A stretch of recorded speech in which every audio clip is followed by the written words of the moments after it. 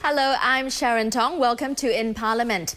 Prime Minister Lee Hsien Loong weighed in on the political salaries debate today, saying the government accepts the recommendations of the review committee. But he stressed the issue is not just about how much ministers are paid, it was about ensuring Singapore's future. Mr. Lee questioned if Singapore can risk its future on the assumption that salaries do not matter. He acknowledged that there will be Singaporeans who do not care about money, but questioned if there will be enough of them to form a top-notch cabinet. I do not see it likely that we are going to find it easier to get good ministers in future. I think the contrary is the case. First of all, Singapore politics is becoming more complex, more uncertain. It's not a sure ride, it's not a career move. On the other side, there are many more exciting career opportunities available for able and ambitious young Singaporeans here and abroad. In that situation, I think it's going to take a lot of persuading to get young people to give up these opportunities and enter politics, whatever ministers are going to get paid. And if the pay is not competitive, then there's just another obstacle to people, to the path of to people who have got something valuable to add to Singapore. Mr. Lee also agreed that ministers should be accountable whatever the pay and shed light on how his team is assessed. Discounting the two deputy prime ministers, there are currently 10 ministers at the entry-level grade and one a grade above that. Mr. Lee said he wants to build a team comprising 3 tiers of ministers. That is, newer ministers developed for heavier responsibilities in future, more experienced ministers overseeing major ministries, and senior ministers looking at whole-of-government issues. He stressed that Singaporeans must evaluate ministers fairly and cannot expect ministers never to make mistakes. But when they do, Mr. Lee said they must acknowledge errors and fix things. When people come in to be ministers, sometimes it doesn't work out, in which case I need a graceful way to disengage and part amicably. Exits are delicate matters and they have to be handled with dignity and decorum. And ministers too are deserving of dignity and decorum. And you cannot turn this into a public spectacle and have it deter more good people from entering politics. Mr. Lee also acknowledged that Singaporeans feel ministers' salaries are too high and that they were unhappy that ministers were deciding their own salaries rather than having someone impartial decide it. The Prime Minister said these are reasonable concerns as no government can function if it does not have the interests of the people at heart. But he pointed out that these issues cannot be easily settled in the heat of an election campaign. We certainly do not want an auction to the lowest bidder. People saying, I will serve for less, and the other person says, I'll serve for even less.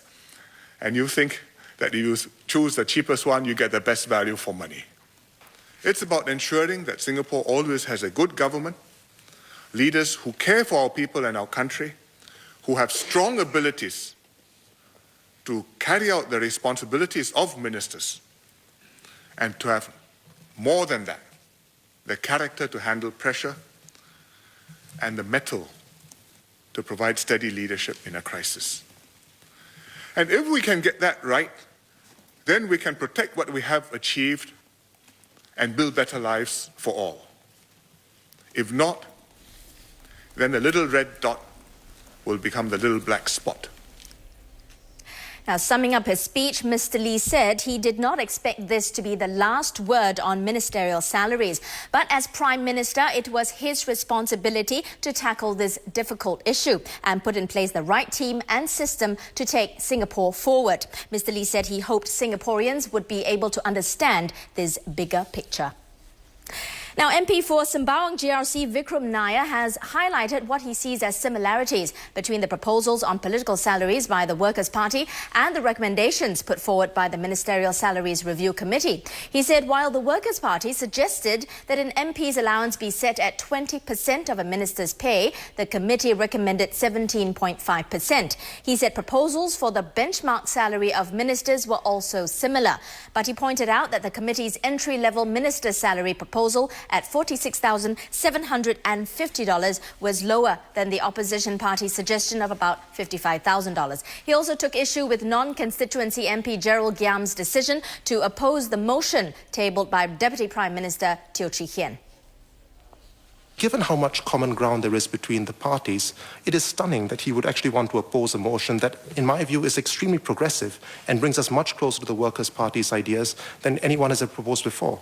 Because by opposing the motion, what he's actually saying is that he would rather keep the existing pay scales than to move forward with the proposal the committee has put up. And I don't think anyone here would agree to that. The debate on political salaries heated up with an exchange between opposition MP Yaw Shin Leong and PAP MP Vikram Nair over the formula used to derive ministers' pay. Mr. Yao said the formula used to derive the benchmark for the salaries is flawed. He pointed out that it's a well-known fact that the rise in income of top earners will be faster than ordinary Singaporeans over time. Even though the entry-level benchmark for the MR4 is $55,000 now, if it is pegged to the top 1,000 earners, we have estimated that it will increase 51% by 2020. Under our Workers' Party formula, our estimate is that the rate of increase will be about 41%, a more modest rate. I've done the sums. Now, if we look at a salary of $55,000 that you proposed, a rise of 41% on that would arrive at a salary of $77,550 a month. A rise of 50% on the sum of 46750 will arrive at $70,125. So in fact, even if we accept that the committee's benchmark will rise by 50% and the Workers' Party's benchmark will rise by 40% over the next 5 years, the point is that over the next 5 years, the salaries proposed by the committee will still be less than the Workers' Party's base salary. Do you agree with that? The difference will increase over time. And that's the main point which I'm making. So even if you take your case, so what you're saying is that even for the next 9 years, the Workers' Party's proposed benchmark will yield a higher salary than the one proposed by the committee. That's what you're saying. So No, you missed the point. I'm saying that over time, the salary proposed cut by the Workers' Party will decrease and is more sustainable. If you do a calculation, the white paper's position would be 51%, whereas a rough calculation of the Workers' Party proposed cuts will be 41% over 9 years. MP for Aljunied GRC Muhammad Faisal Abdul Manap is concerned about the message the government is sending to future generations in the discussion about ministerial pay. He asked if the message sent would be that top leadership would not function at the desired level if ministerial pay is not benchmarked against the highest income earners in Singapore. It is a given that the ethos of political service encompasses a fair amount of sacrifice. To think that we can quantify that sacrifice by a 40% discount to the median income of the top 1,000 earners in the revised salary benchmark for ministers may be bordering on insult to many selfless people who are serving the community at meagre wages. MP for Choa Chu Kang GRC Alex Yam made a call to put things into perspective. He said beyond the discussion on political salaries, there is a real job at hand to focus on the needs of Singaporeans. Mr. Yam said Singaporeans expect MPs to focus on their interests and daily lives in a bleak global economy. A debate on the issue in this House is an important one, especially if it involves the political leadership of our nation for the present and the future. However, I hasten to add that whatever our views on the subtle differences on mathematical formulas and benchmark, it is important for us to remember that at the end of our debate, the number of people who will be impacted directly by the adopted changes will add up to a grand total of just 100. This includes all eventual members of this House, as well as the President of the Republic. Only a grand total of 100 will experience the real impact of change out of our entire population of 3.26 million Singapore citizens. Agreeing, Minister of State Halimah Yacob says astute leadership and good governance have brought Singapore to where it is today. She said while pay should never be the incentive to bring people into political service, it should not become a disincentive. I hope that at the end of this debate, we can put aside our differences, which, as I had mentioned, is not so different after all, and we should try to reach a consensus on this issue, so that we can then focus on the really important task of taking care of the welfare of our people. More people are commuting by bus as ridership grew by 16% from 2.9 million a day in 2007 to 3.45 million per day last year. But it also means that buses are moving slower. Minister of State for Transport Josephine Teo, who provided this update, said measures like full-day bus lane extensions have helped improve journey speeds along heavily used areas by 7% on average. Another possible measure is to cross-train more bus drivers. Each driver, perhaps being just familiar with their own route that they drive on a regular basis, is also familiar with several other routes. This measure obviously takes time to implement because there are so many drivers, and apart from their usual duties, you have got to find the capacity for them to also be extracted from their regular service in order to go for the training. Transport Minister Louis Tak Yew says there is no need to deregulate taxi fares as there is sufficient competition in the industry. However, Mr. Louis noted that the ministry will look closely at the quality of service and see what needs to be improved. Mr. Louis was responding to non-constituency MP Gerald Giam's question on how the government ensures there is sufficient competition among taxi operators. The fact remains that each time ComfortDelGro raises their fares, all the other companies follow suit. So does the minister agree that this is a clear indicator that there's insufficient competition in the taxi market? And if so, in the absence of sufficient competition, will MOT consider reintroducing some form of fare regulation? It is a good question, but it is also behavior that extends beyond the taxi industry. There is good economic explanation for such behaviors. ComfortDelGro, I think, now has more than 50% of the market share, dropping from 80 plus in the past. We now have more players in the industry, but I think they also, in a sense, draw reference from the behavior of the market leader, okay? And so there is a certain harmonization in that sense of the fares over time.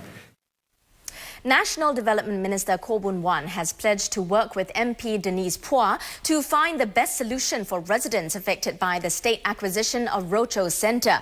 Ms. Phua made a passionate plea for the ministry to set up a workforce to improve existing state acquisition practices. These include compensation for residents and the valuation of their acquired flats. Especially because in the case of, I guess, forced acquisitions where residents actually lose the choice of the time that they would prefer to sell and also the choice of their preferred dwelling. So I think there's a case for studying some of these practices, which I know have been told to me many times, have been in place for so long. We are extremely mindful that this is an acquisition and suddenly all this come along and then you lose your home where you have stayed for I don't know how many numbers of years. And we will be as fair as we can. And at the same time, the fact that because this is not the first acquisition in Singapore, we have to maintain certain amount of consistency because otherwise previous owners who are affected would rightly, yell and say, what is happening? Why you have inconsistent practices in place.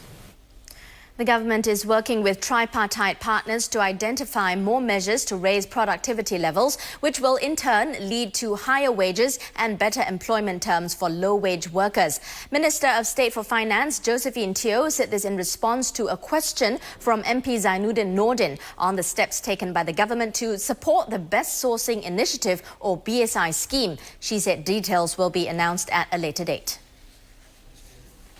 All public agencies are also encouraged to adopt recommendations in the Tripartite Advisory on Responsible Outsourcing. This advisory, first released in 2008, is currently being updated by the Ministry of Manpower and its tripartite partners. When the new advisory is ready, the Ministry of Finance will ensure that public agencies are aligned with the revised requirements. Is an advisory sufficient for such a will to make things happen so that changes can come about? Or should there be more than just advisory, maybe an SOP or an instruction to clearly articulate the intent of government to adopt BSI.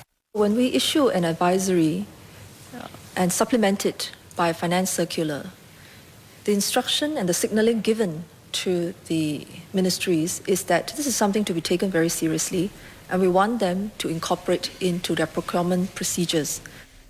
Parliament resumes tomorrow. Thanks for staying with me.